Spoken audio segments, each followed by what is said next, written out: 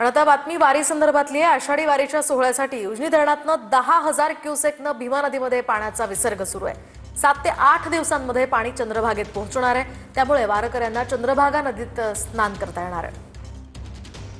सोलापूर जिल्ह्याची वरदायिनी असलेल्या उजनी धरणामध्ये आपण जर पाहिलं तर 6 जुलैला आषाढी वारीचा सोहळा जो आहे तो पंढरपूरमध्ये पार पडणार आहे। आणि या पंढरपूरमधील येणाऱ्या वारकऱ्यांच्या स्नानासाठी जे आहे ते आपण सध्या सोलापूर जिल्ह्याची वरदायिनी असलेल्या उजनी धरणावर आहे।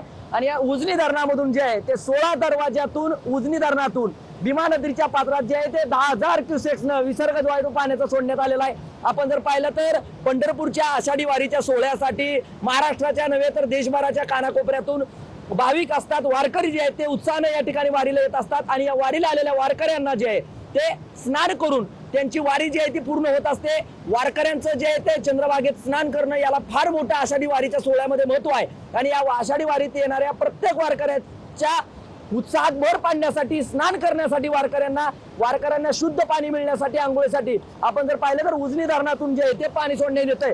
माझे सहकारी कॅमेरा पर्सन प्रमोद राऊतसह मी संदीप शिंदे, TV9 मराठी, उजनी धरण, माढा, सोलापूर।